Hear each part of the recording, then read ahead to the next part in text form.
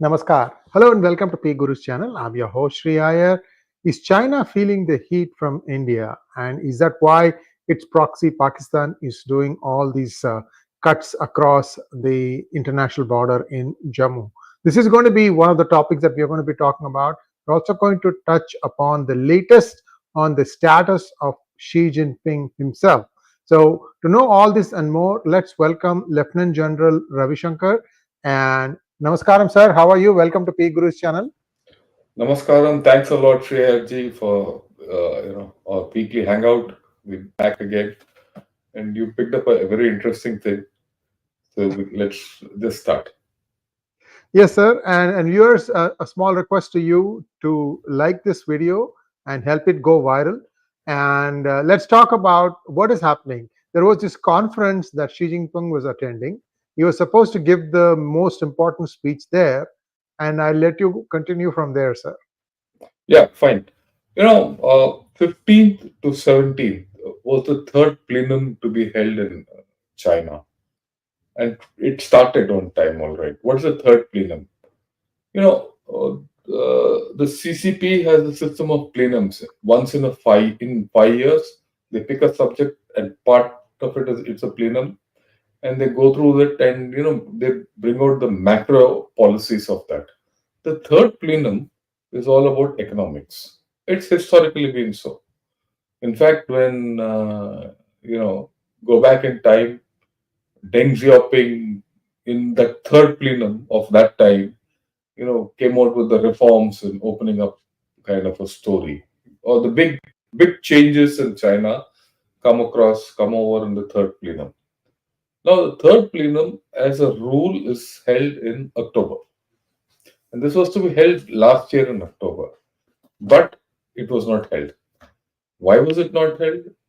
Uh, Actually, at that time in October, China was struggling with its economy. They couldn't go through with it properly. Bad time at that time. They said, look, if we hold the third plenum, there's nothing for us to tell because we are fighting. We're fighting with our backs to the wall. So they postponed it, and finally they announced it in July.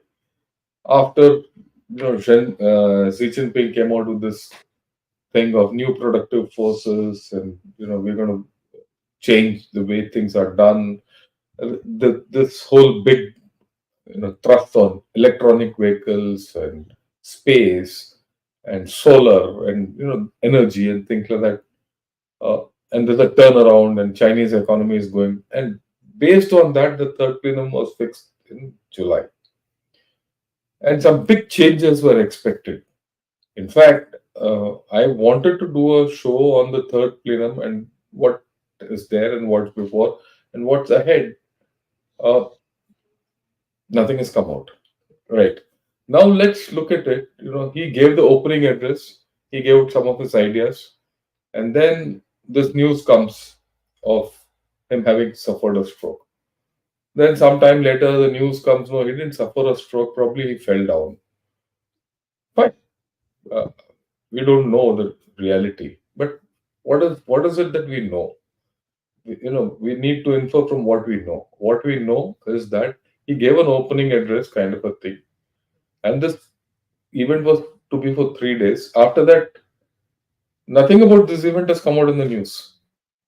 I mean, this is supposed to be a key event, the third plenum, for their economic strategy to revitalize their economy. Big announcements were to be made, or rather, what comes out are anodyne statements, which comes out of any CCP thing. One, that's the first thing. So, Xi Jinping, after this incident has been reported, has not made a statement. That's the first thing. And very obviously, the third plenum probably nothing has been decided. That's why those anodyne statements. I mean, you could have taken the report of the third plenum, the communique of the third plenum from 5 years or 10 years back and repeated it. Nothing. So means something. There was no direction to this. Why was there no direction? Probably because Xi Jinping didn't attend the whole story. One. And of course, the next thing is he's not been seen in public afterwards.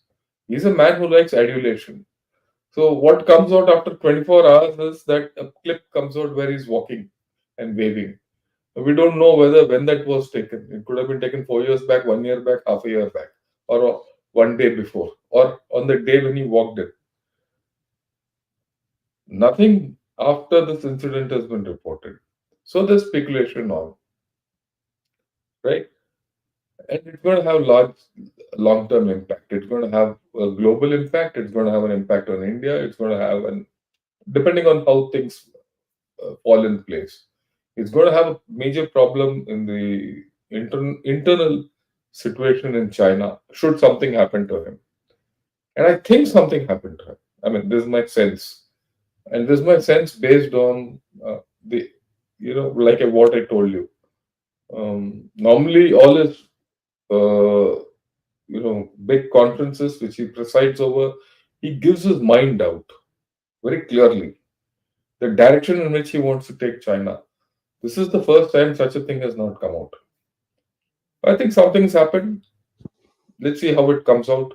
And because it's not only the economy and the global impact, there are a lot of security issues at stake. There's also the fact that there's going to be internal problems in China if something happens to him. He could be alive but decapacitated. He could be alive and normal. He might come out of the hospital within the next 5 days and wave to the public. We don't know. But I'm sure of one thing, and I'm pretty confident of that. It doesn't matter how Xi Jinping comes out of this. China, its leadership is going to have a problem. You have to also see it in one light. Last month, there was a special conference of the Political Work Commission of the Central Military Commission, which held a conference of all generals and all their military top brass. There is a time in which he sacked two defense ministers, all that. And that conference was held after 10 years. It's not a normal conference, it's an abnormal conference, a kind of an extraordinary conference, right? And basically to get the loyalty of the PLA on his side. So, and just on the eve of this conference, he sacks one more PLARF general. That's in public domain now. So things are not okay for him in terms of the equation between the CCP and the PLA. Economy is not going bad. It's not going well. We'll talk of that a little later. There are factions within China in the CCP, Beijing faction and Shanghai faction and Fujian faction. All these are there. So, well, let's see how things roll out. This is the second time I'm talking of this today because earlier in the day I spoke with Mr. Sanjay Dixit on Jaipur Dialogues. Of course, that was also aired on Ghana Short, even like this. So these are the things which I feel about this entire incident of Xi Jinping having a setback. Any questions on this? And then we can take up the topic to talk of. One question that is uppermost in my mind is that if there is going to be a change in guard, now is the best time because there's a lot of uncertainty and people would have planned for this also because he has had a brain aneurysm that was detected a few years ago. That's how it could happen anytime, right? Yeah, I go with you completely. I mean, even this fact that he's had a problem, you have to go back to the time when COVID started, early 2020 when the thing came. If you remember, for about 10 days, Xi Jinping was not to be seen at that time. Yes. Right? People thought, where's he gone? And he just came out at the end to wave at things when things were under some control and all that, beginning. Then 2 years later, this thing comes out of him having a brain aneurysm. And now the news comes, he could have possibly had a hemorrhage or stroke, Right. brain stroke. So you add the dots there and the actions, there's some issue. But in terms of who'll succeed him, no one knows because, like good dictators, he doesn't have a succession plan. And what's more, the elders, the party elders, which are a feature of the uh, Chinese Communist Party, uh, they all vanished.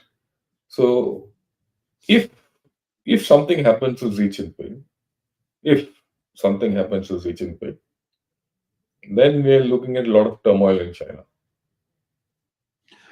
Would this not be a good time for someone like a rogue general to try and take uh, the law into his own hands and try something like a mischief, whether it is Taiwan or South China Sea or India? What are the I, probabilities of that? What I, happens as a protocol is what I'm saying. Yeah. no, it's like this. Over the past 3-4 years, Xi Jinping has emasculated the PLA leadership completely. I don't think anyone in the PLA leadership has the capability to undertake such a mission, leadership wise. You see, at the end of the day, you need generals who have got capability.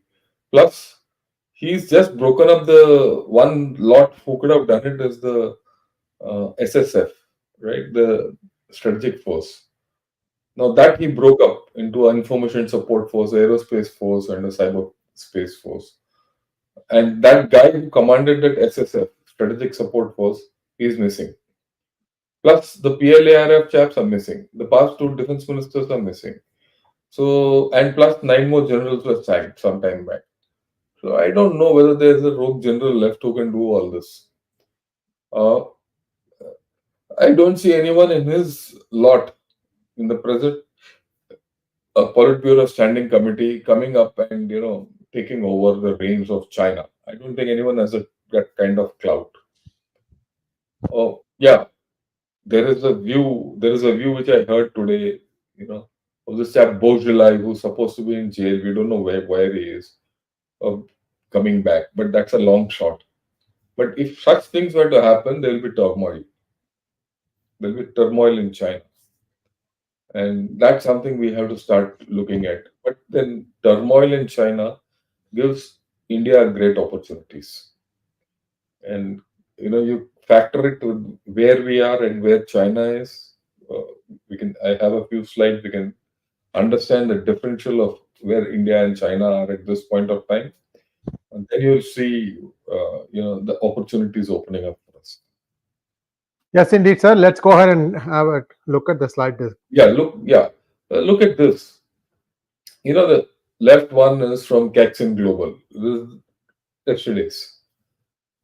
Their GDP is going down. He says why China's GDP is growth slowed down in second quarter. They've just hit 4.7%. Everyone was thinking it will be 5%. It's down. Okay, on the right is what IMF says. The forecast for India for 24-25 is going to be 7, north of 7, might go up to 8. Last year it was 8. So there's a big differential in this, right? And then let's look at the other one. This is these figures I got from a Global Times tweet. I mean, I didn't know about it.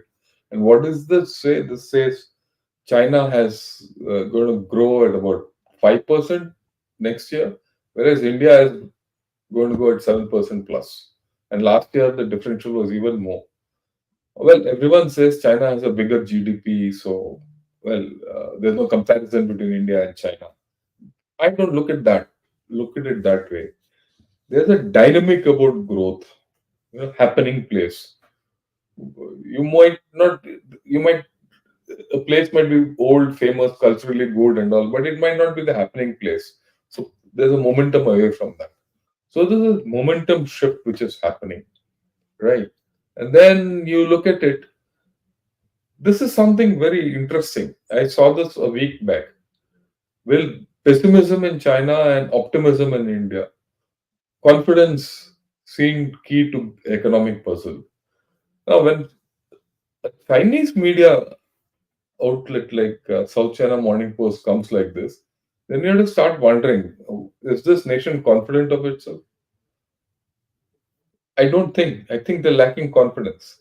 And what's more, with what's happening with Xi Jinping, whatever happening with Xi Jinping, the confidence will get only shattered even more, or rather, it will go down. Uh, and then, of course, if this follows up, we have started building, power plants in Arunachal, hydropower plants, a huge investment being done. China has objected to it. The fact is that so far we have not done it. Now we have taken it up in a big way, right?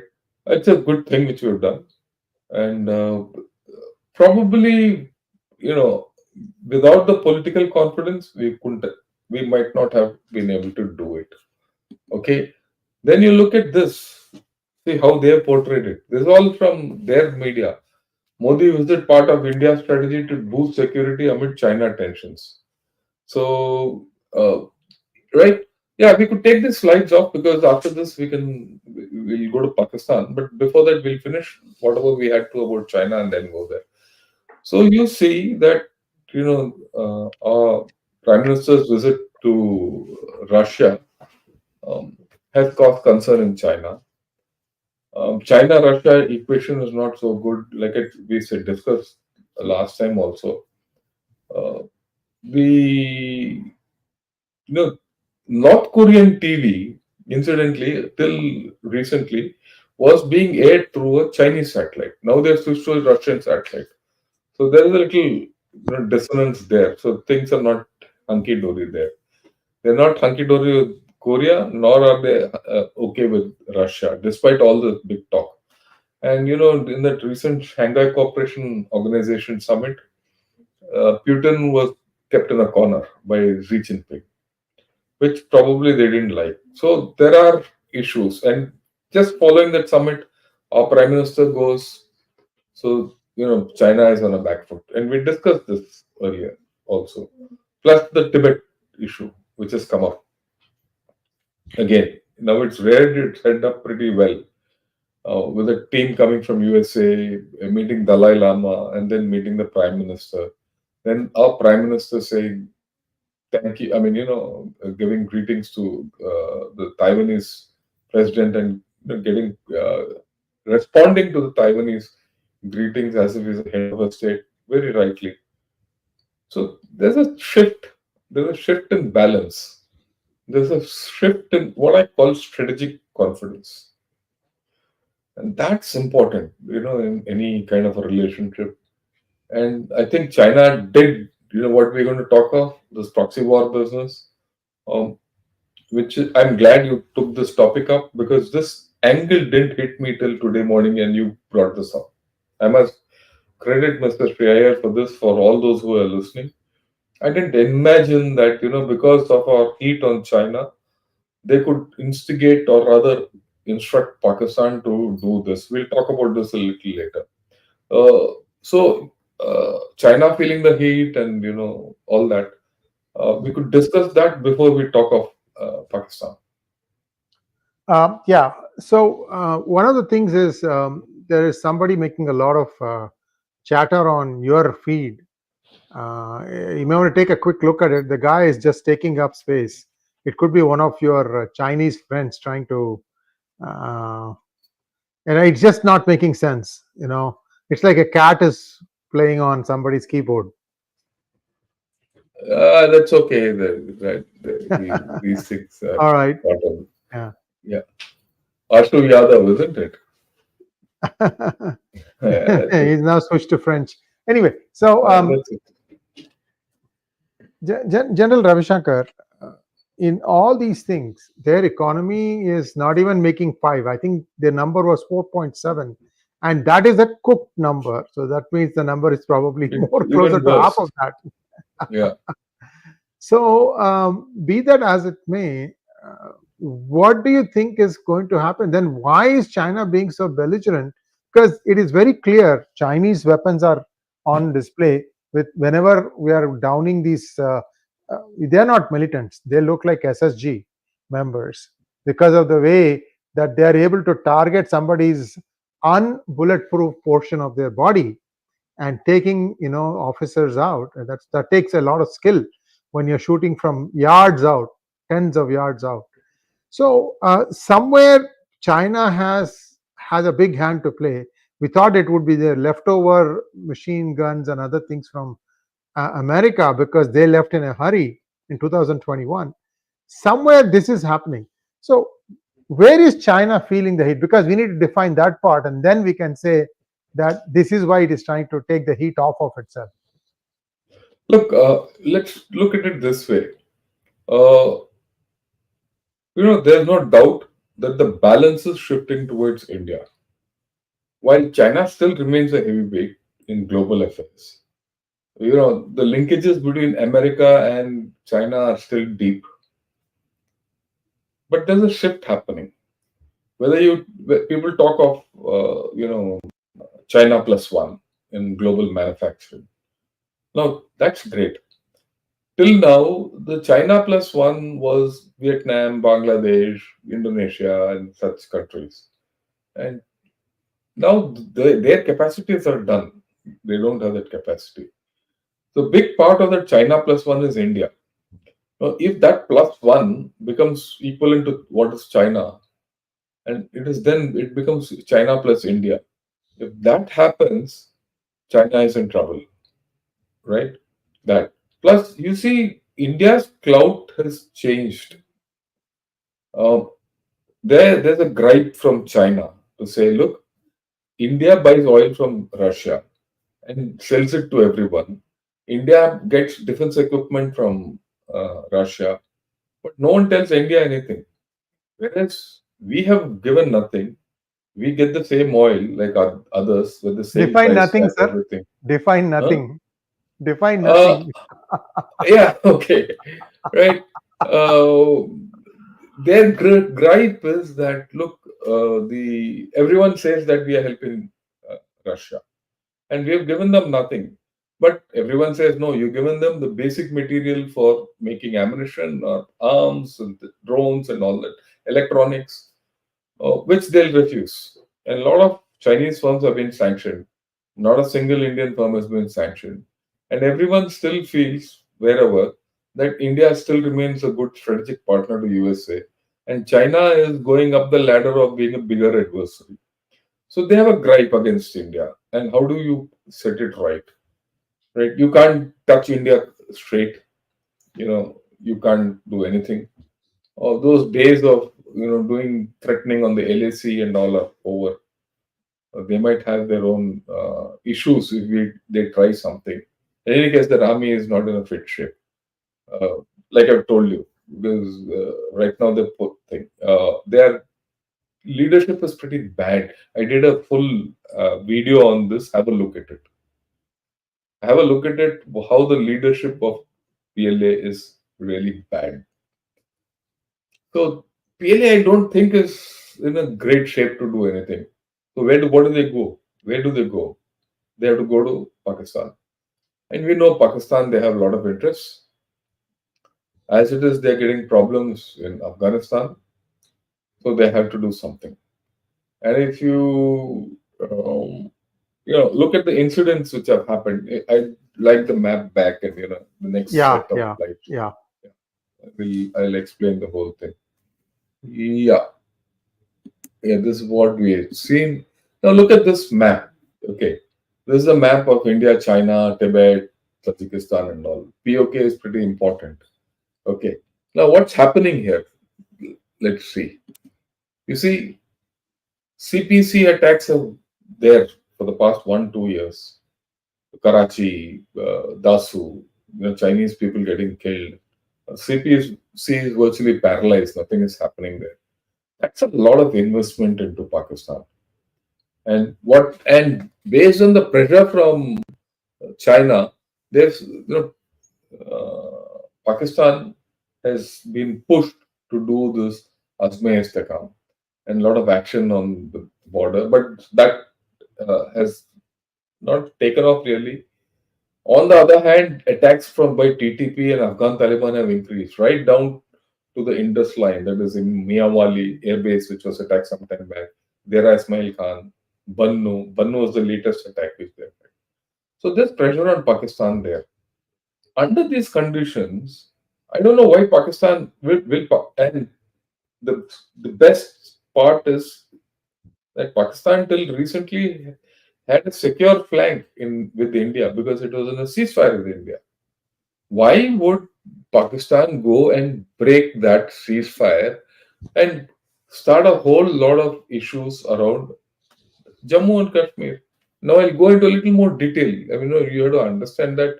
Look at this. This is the IB. This is the LOC. Now that's the Pir Panjal range. Anything north of the Pir Panjal range, that light green area, is the Srinagar Valley. So whatever happens, and of course, this is a road which goes from Pathankot to Jammu to Srinagar, and one goes to Poonch and Rajouri Poonch. These are the two main arterial roads in this area, right? Now, all the action in this area, all the terrorist incidents, if you map it for the past 5 6 months, happened south of Pir Panjal range. A couple happened north of Pir Panjal range. Now, basically, these are happening in Pir Panjal range. I must tell you, is a pretty wooded range, steep slopes, tough terrain, right? No communications there. Heights go up to 15 16,000 feet there. It's very difficult to operate there. Around that, there's one set of well-trained militants operating with caches. And those caches, everything can come only from Pakistan, nowhere else, right? And then you see down south, you know, Riyasi, Jammu, Samba, along that, there have been some ambushes and things like that. Let me finish the Pir Panjal business. In those areas is where we've lost maximum of our officers and all that in a lure and kill. They appear, people go after them, and they're lured into ambush and killed. Okay. It's a tactic, like you said, by highly trained people. Down south, if you see between Jammu and Pathankot, that road, it's a national highway, is just about 5 to 6 kilometers away from the IB. At places from the national highway, you can see the border fence also, one odd place. From there, if people cross over and reach the national highway, then they have any target is fair game there. They can do anything and then get away, right? And here the intrusion, everything is very low. As against this, if you look in the Srinagar Valley, in the thing, it's very difficult. There are a lot of forces there, everything is tight. And from the LOC to go up to Srinagar, it's very tough terrain. They have to go traverse 100, 200 kilometers to reach their target. So they're not even attempting. So the focus is down south. Now, down south, what do they aim to achieve? And if you look back, right? Yeah, why would Pakistan activate the eastern and the western front simultaneously? And that too, when Pakistan's economy is down, they're down and out for the count. Why would they do this? Unless the Chinese want them to do it, right? So that after all, we're going to have elections before September in Jammu and Kashmir, and they have to do something. So if you do something, then the whole state looks disturbed and you can't have elections. If you don't have elections, then people will start getting fidgety, all those things, how it is. And then the Indian state starts looking bad. And Pakistan also gets a leg up if they can do something, and their Kashmir agenda is kept up. And then the Chinese also, then the pressure is on this area, right? In some manner, the pressure gets transferred to the LAC also. And it trips India geopolitically. If this Kashmir issue can go back to the international forum, then there are issues. As it is, we are having issues about the Punjab problem, Pakistan problem, across the seven seas. And if this also happens, then the India will have to rethink the whole story, and that's good for China. It's also good for Pakistan, but it's better for China, because for my view thing, I've not been able to figure out why Pakistan is leaving a secure flank and activating it as also the eastern and western borders. If both eastern and western borders of Pakistan are activated, Pakistan is in a bind. They can only be doing this at China's behest. Yeah, that's all the slides I have. We can take it up and discuss. Now, the slide you showed, there is one portion there, that is the Kashgam Valley. That is Also there. 𝗤𝙗𝘗 I mean Valley. that Yeah, Kashgar we Valley can up show it. up there. Get the slide back. I'll explain to you. Yeah, yeah. Get that slide back. Yeah, you see at the top, POK where Yes, it is, yes, right? yes, That yes, area yes. between the black and the red is that red line is the Kashgar Valley. 𝗤𝗗𝘗 Valley. Yeah. Right, right. So So, that, so yeah, go ahead, sir. now my question is, from there, that's all completely now China's property. They have evidently bought it. They're not that No, they're Pakistan not ever bought it. owned it for It's them been to sell. ceded by Pakistan. Yeah. It's just been Well, ceded by okay. Pakistan, It's $0. So $0. now the next thing that they have there is the Gilgit area, where we have Chinese enclaves close to lakh people, I believe, and these are all walled city. Inside that is only Chinese signs. I'm wondering if Pakistan is getting ready to cede Gilgit area also. What can Oh, India do? no, I don't think they can do that. And that is why, you know, if they had to cede the Gilgit area, they have to start something there. Otherwise, it's difficult. Right? One. Number two is, you're right, that danger always exists. And that is why yesterday I did a program on gunner of integration of POK into India. We need to start that. We can take the slide off. I think you made your point. Let me Yeah, explain. Yeah. We need to start. You know, how do you defend JNK? One way of defending JNK is strengthen the grid, better intelligence, and don't let people cross over, all that. But we've been doing that now for 30 years. If the terrorism doesn't strike in the south, it strikes in the north. If not in the north, in the center. The location varies. So you have to shift the focus, and have to take the ball into the opponent's court. And where else but POK and Gilgit-Baltistan? After all, Gilgit-Baltistan and Pakistan are not provinces of POK, and Gilgit-Baltistan are not provinces of Pakistan.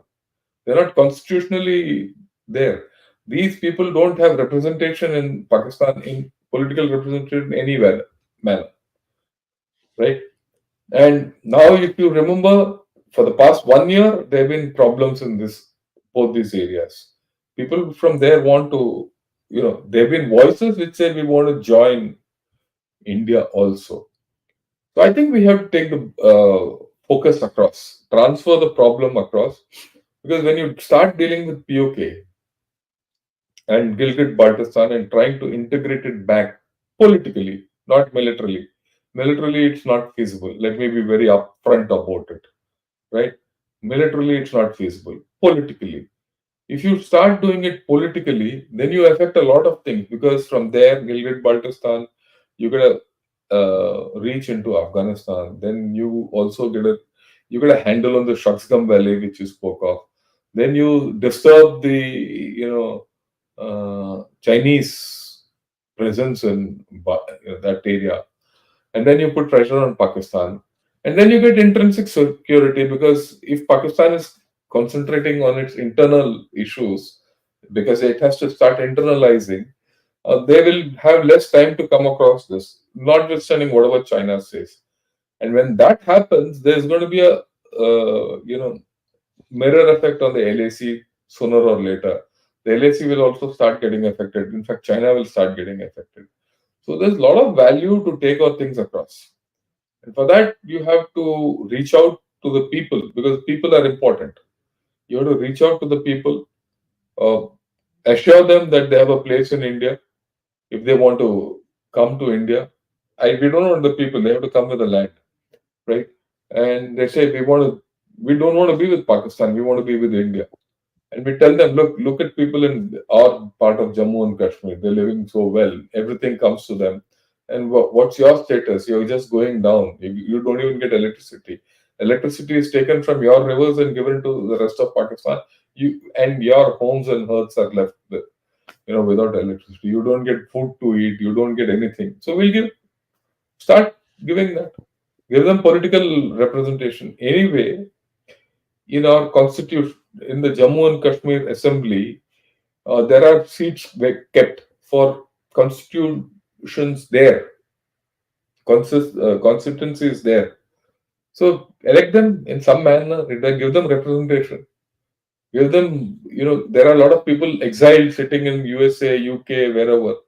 Elect them or nominate them into your assembly. Let them have a voice. Let them talk. Let them be part of your mainstream process in some manner. Then things will start changing. This is a long-term approach. I don't see how we can't have uh, such an approach left. I don't think we have a choice but to take this thing across. So I think I've made a lot of points. Your views, sir. Yeah, I am also hearing, General Ravi Shankar, that women are piling up on the Wagah border from Pakistan side. No food, absolutely no food.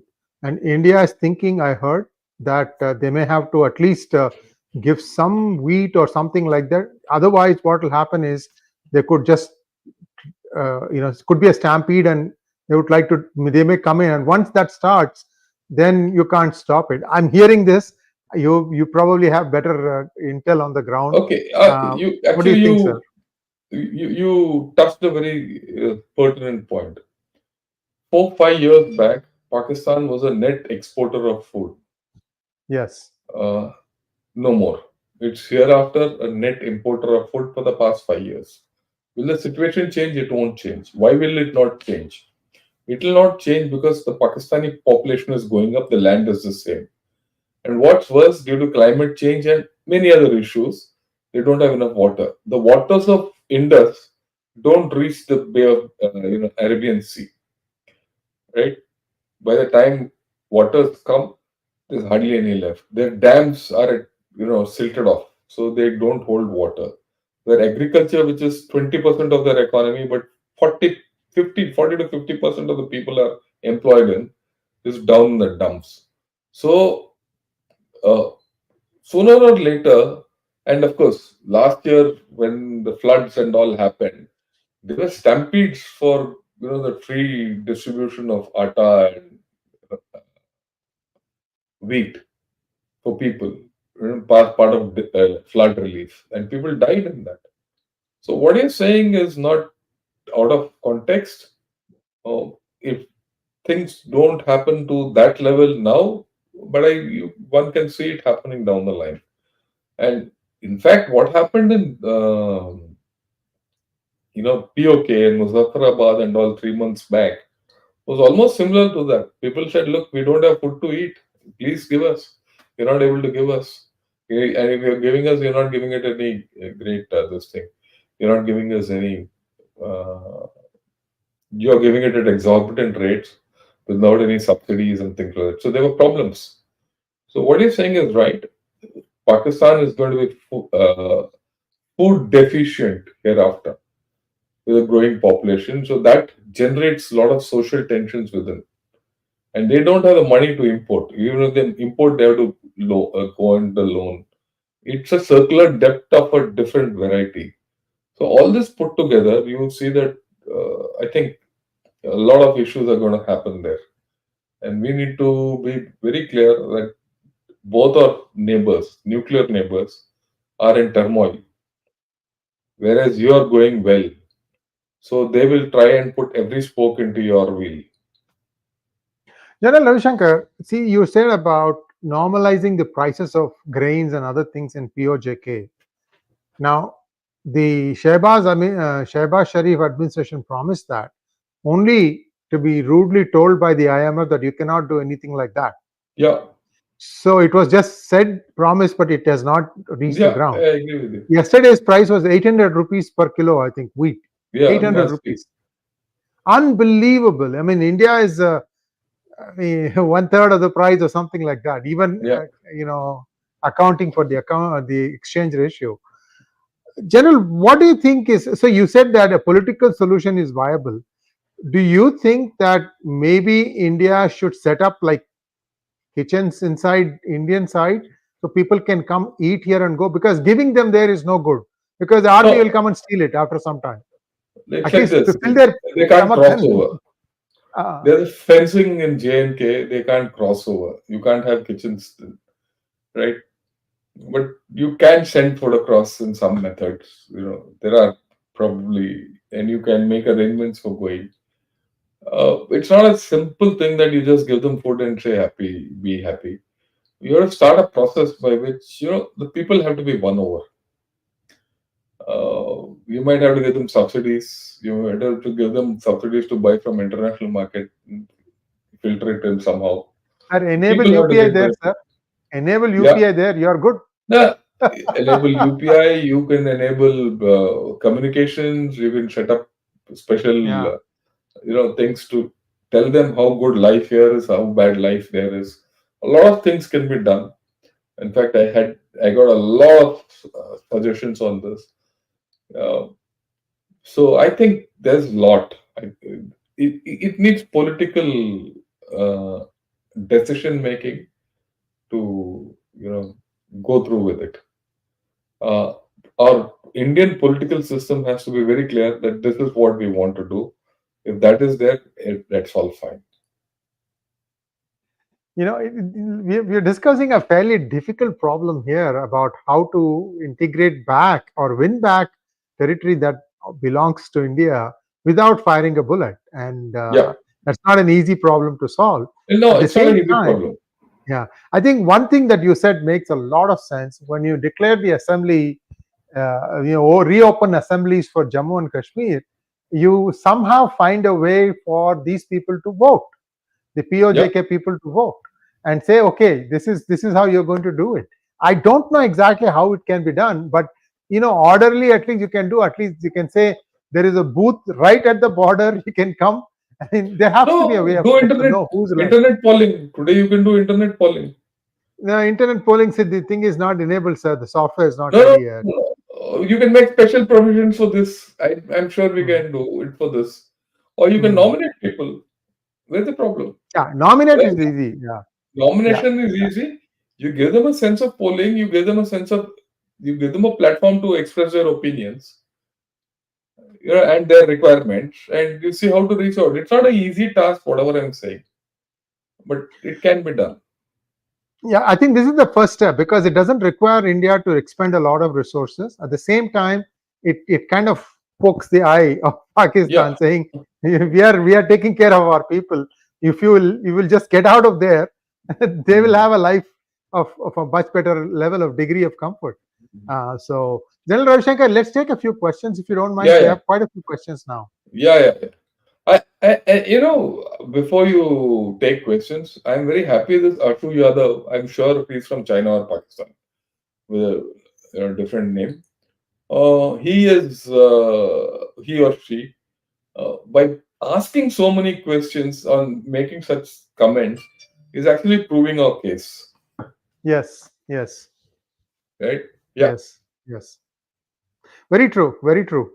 Magnet Ranga wants to know, Namaskar, is she okay? If he is not, how would that affect the internal politics in China? Will it change the dynamics of Indo-China relationship, which is pretty low right now? I think just answer the second part, sir. The first one we already done. Yeah, look, the dynamics of India-China relationship will change hugely if the internal politics in China change. So we don't know exactly how they're going to change because we are now in a gray zone. Depending on how they change, this will also change. But like I said, whichever way it goes, Z, if he survives and is okay and all, will still come out weaker. If he comes out weaker, right? If he comes out weaker after the whole story, India will still have an upper hand on the whole story. And I've also told you the economic shift. There's a global shift which is happening.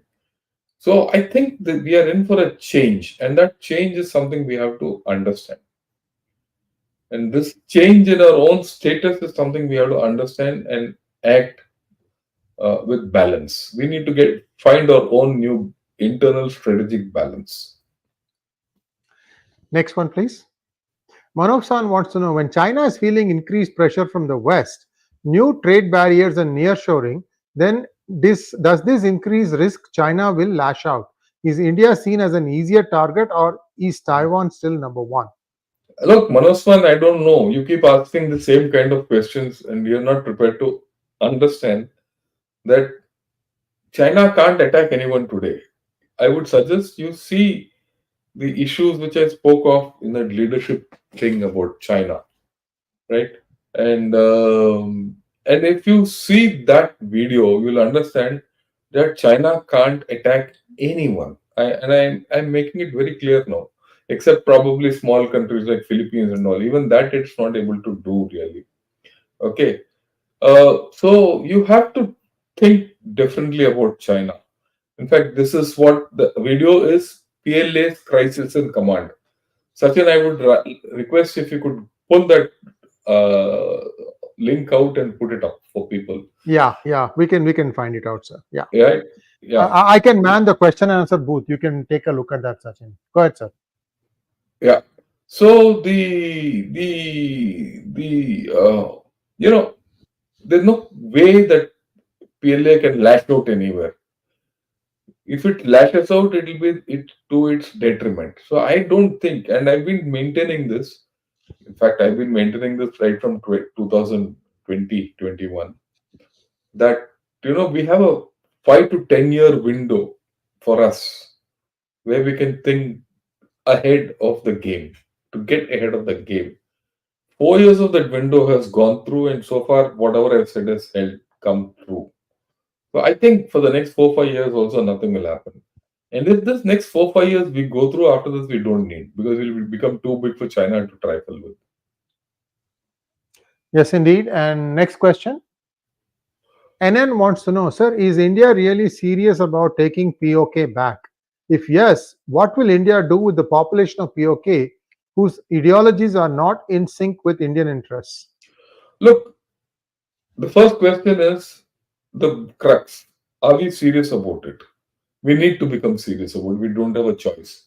Otherwise, look, you can only keep playing in your court. Would you like to play in? Yeah, this is the one, right?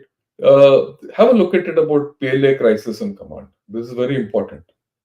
Okay, so you can do this whole thing from your court and be happy about it, or take it to the other side, because POK is yours. After all, when the state of JNK was acceded to you, it included that area also. Now, when you're talking of people, the way I look at it, there will be some who want to come to India, there will be some who are unhappy with the whole story, and there will be some who don't want to be with you, and there will be some who are radicalized either way. So you deal with it like any other population. Those who don't want to stay will go anyway. Don't worry. They'll not stay with you because they will not be comfortable with India. Right? Those who are for India, you're okay with them. It's only that middle lot you have to win over. You have to win over. Okay, and this is not a process which will start and finish in the next 5 months. This is going to be a generational issue, Yes, and you have to yes. have the capability as a big nation to win over the people and amalgamate them in your system. Okay, if you I'm can't seeing do some that, people. forget it. Sorry, sir. Go ahead. Sorry. Yeah, yeah. I'm seeing some messages that he has had a brain stroke. Well, we don't know. I think things will come out, become clearer. Yeah, it will come out. Somebody else will come, but the PLA is going to be there and CCP is going to be there. I don't think that's going to Yeah, change yeah. anytime Look, soon. there will be some chaos in China next 3 4 years. That's why I said the window of opportunity which India has got now is something we shouldn't lose. That's Yes. the point. Yeah. Yes, indeed. And that would be the best time to get POJK. You'd get even POJK. Forget about Gilgit and Baltistan. Just uh, this part. Any J, part, any part, that any part of that is good yeah. enough. The CPEC link will be broken. That's it. Good. End of game for China. Complete thing Yeah. is completely come down. So it would they will they'll go ballistic. It'll be Yeah. a volcanic explosion, and that would tell the whole world that these guys are paper tigers, paper dragons, or dragons without fire. Mhm. Whatever, sir. It was a wonderful discussion, and I think I talked more than you did. No, no, Probably sorry about that. no, not at all. Not at all. It's a very interesting topic. I've been looking at this for a long time. I'm sure if you go to Adi's channel also, he has also got a lot of insights into this because it's like a passion. Go and look at where this is, and what does it mean, and so on and so forth. But Yeah. clearly, holding elections is a nice data point for India to say, okay, this time we are going to do something about those seats, not just leave them vacant. You see what I'm saying? It's been there for a long time. Now you do something about that. Even nominate somebody. This thing which I spoke yesterday was on integrating POK into India. I would request Sachin, you could get that link out, also put it, because all this talk links to that. And that's also good video which I did. I listed out what all we need to do, what all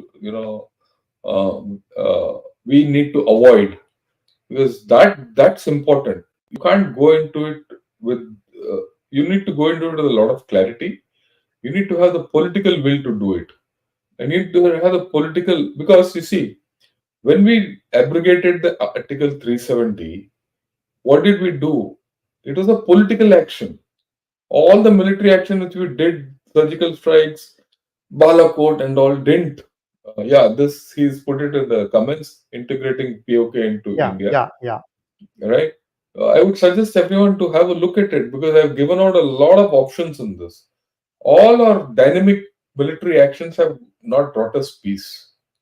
So if you start political actions, you'll start getting peace. Article 370 has changed the whole story of J&K.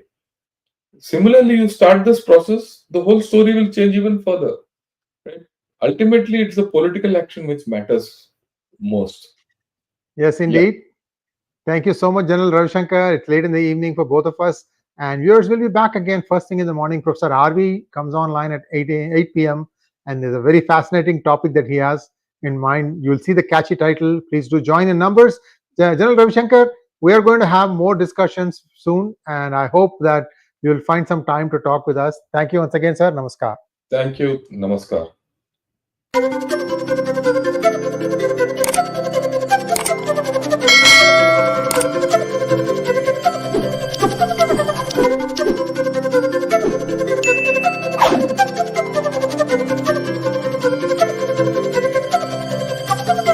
Thank you.